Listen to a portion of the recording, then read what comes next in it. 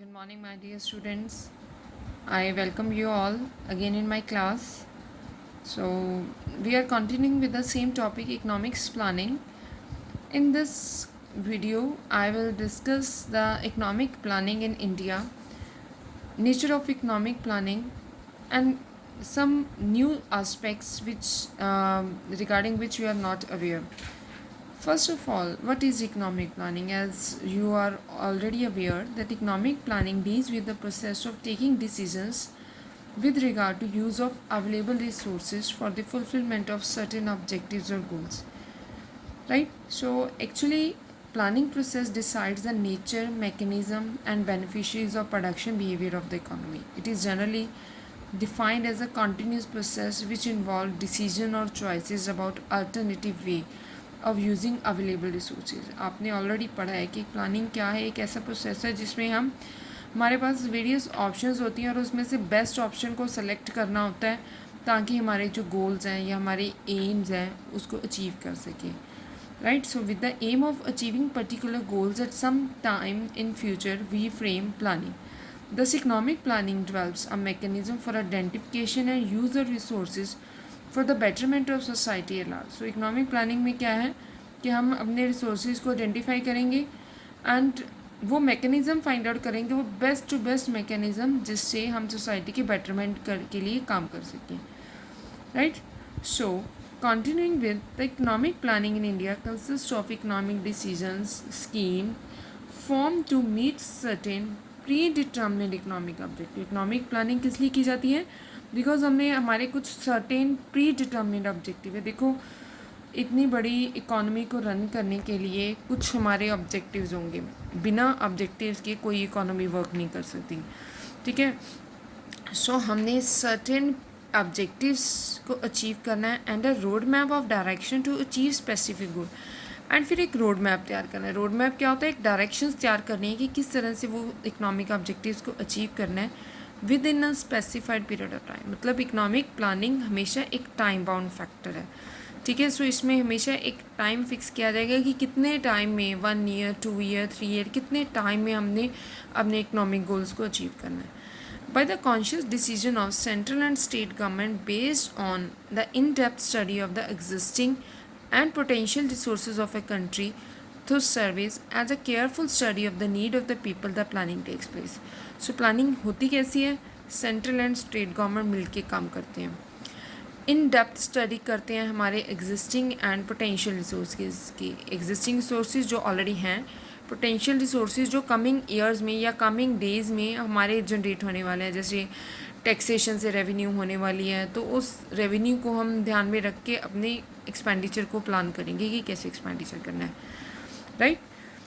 So next we will discuss economic planning in India. अब हमारे जो कंट्री है उसमें इकोनॉमिक प्लानिंग कैसे रन हुई है उसके बारे में डिस्कस करें. इकोनॉमिक प्लानिंग इंडिया में हम डिस्कस करेंगे. देखो बिफोर इंडिपेंडेंस तो जो प्लानिंग थी वो ब्रिटिशर्स ने करी थी. तो हम ऑलरेडी डिस्कस कर चुके हैं कि before independence and at the time of on the eve of independence जो हमारी देश की इकोनॉमिक पोजीशन थी दैट वाज नॉट गुड. ठीक है. It was a poor position.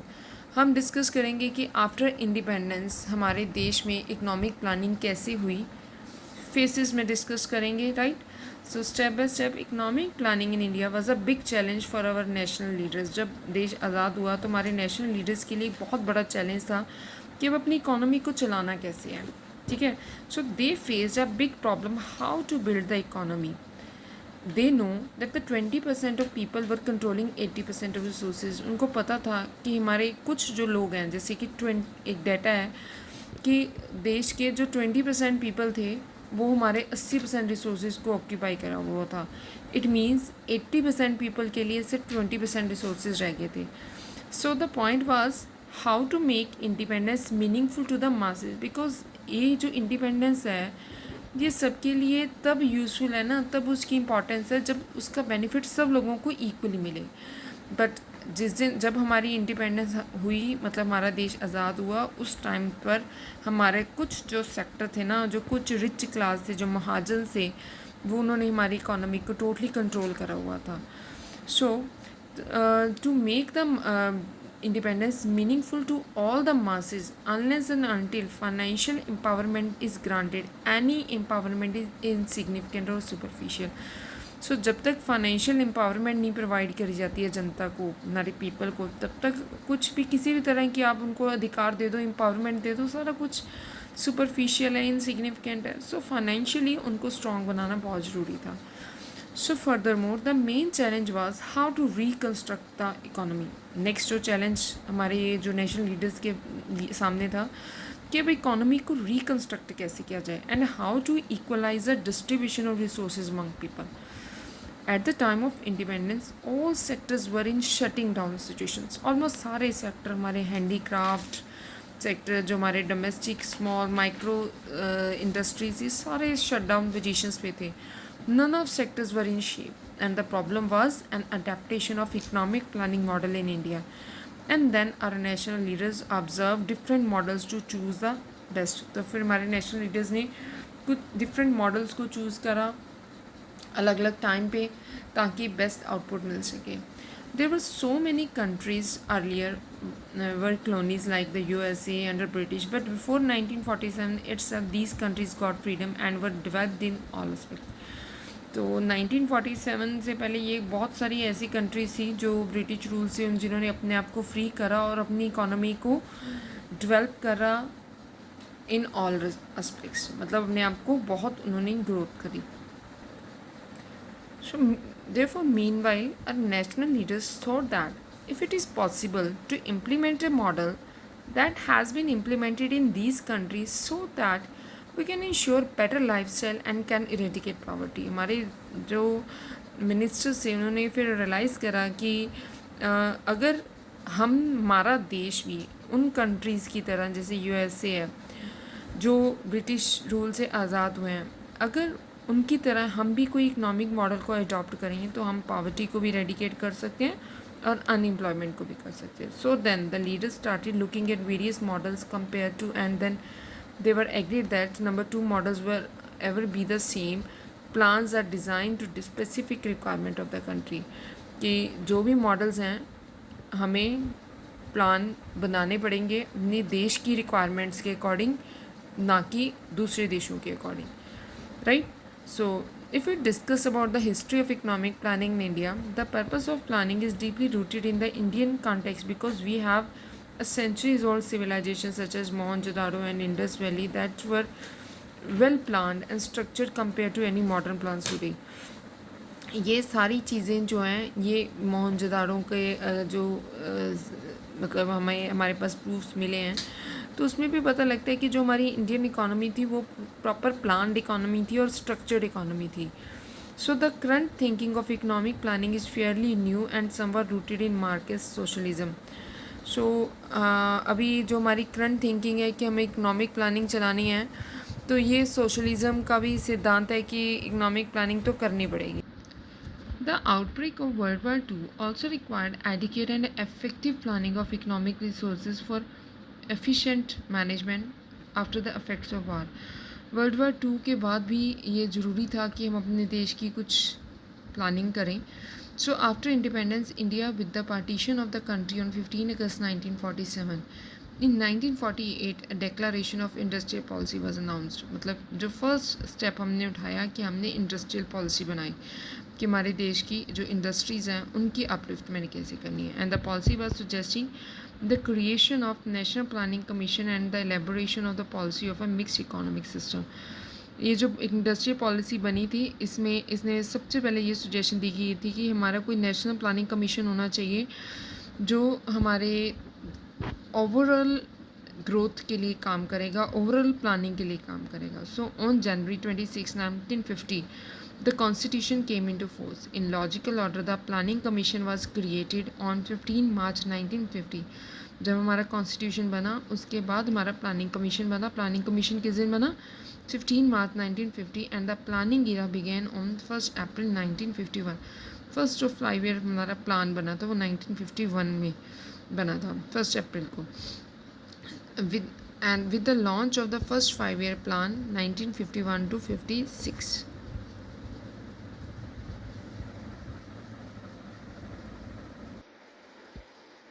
Student, जो हमारा जो फर्स्ट प्लान बना था वो 5 साल का था।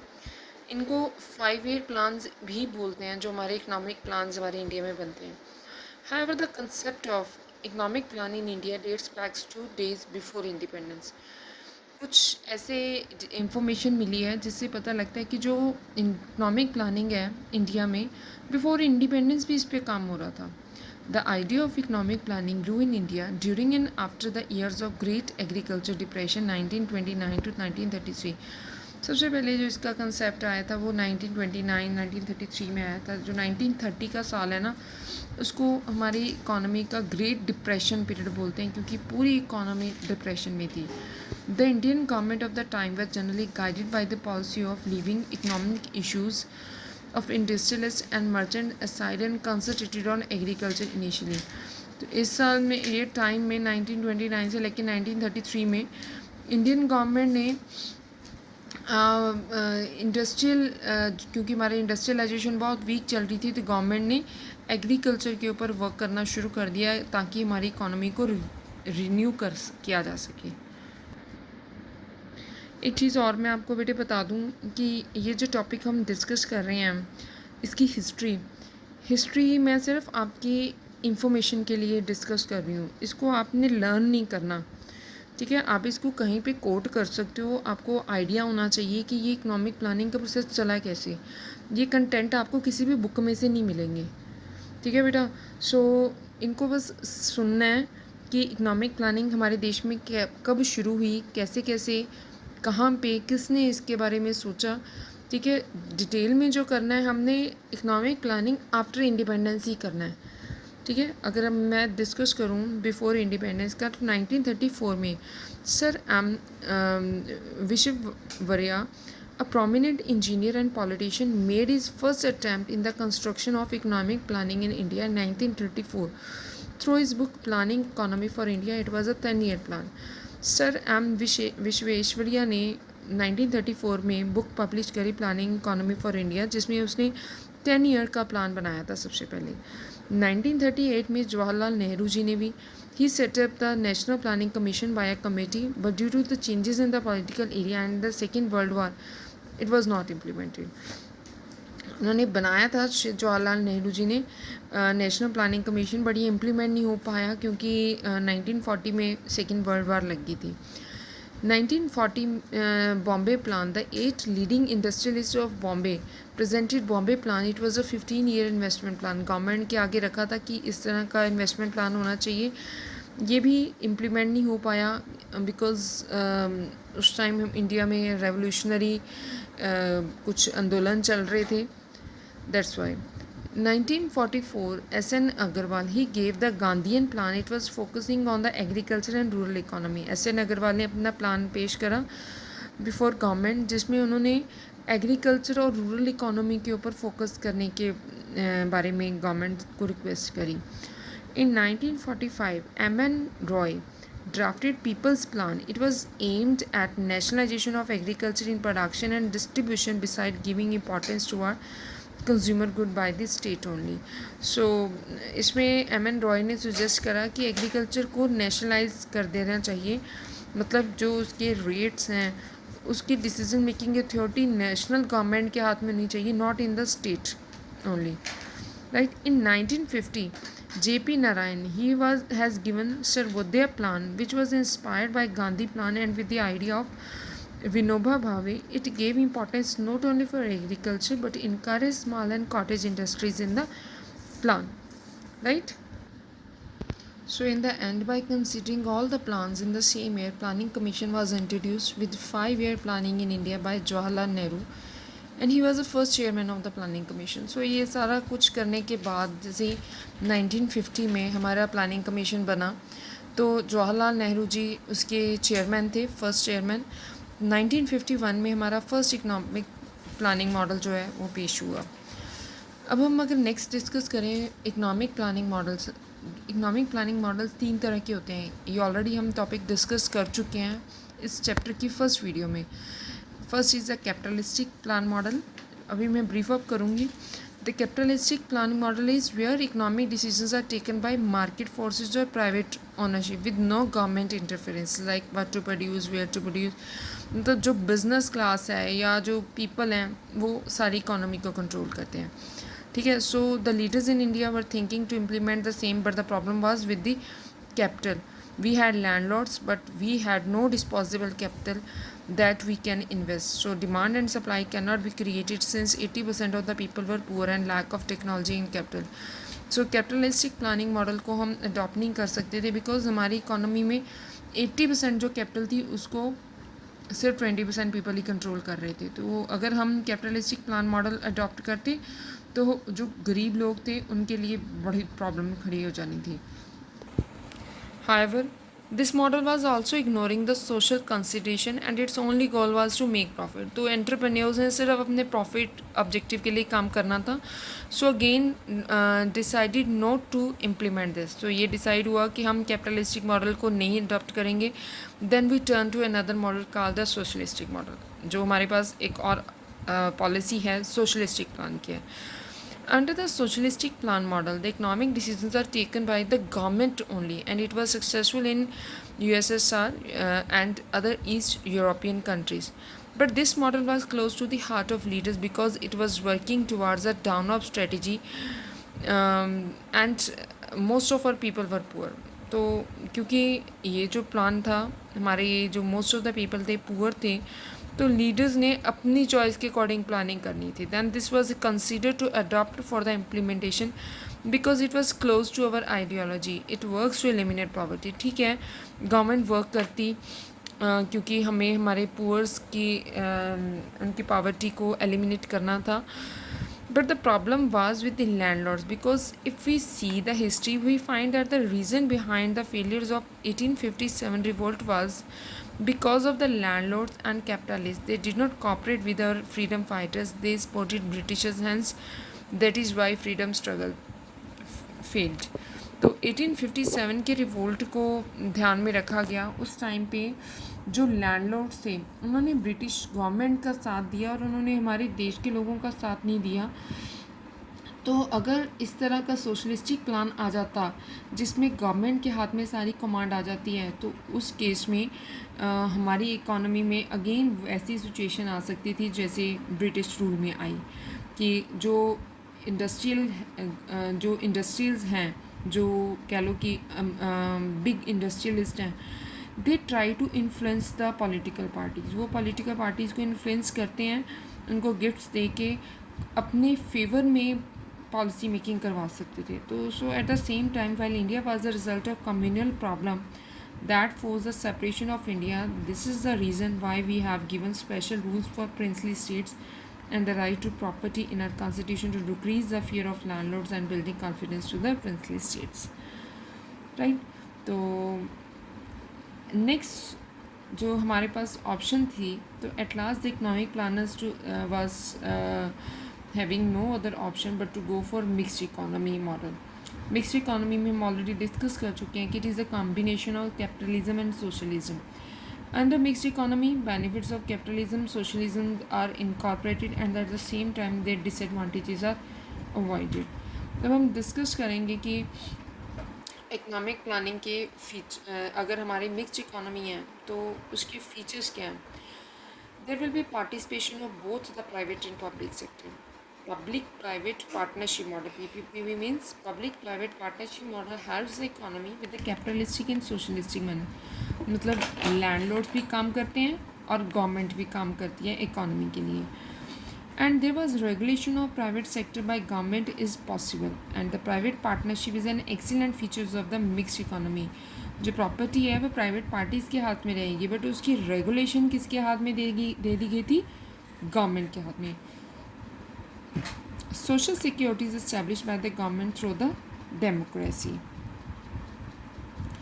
Balancing inequalities of income, wealth and resources takes place, so economic freedom is ensured. So the beauty of mixed economy is the private sector can grow and contribute to the welfare of the society in the form of providing healthcare, insurance, accommodation facility and many more for their employees.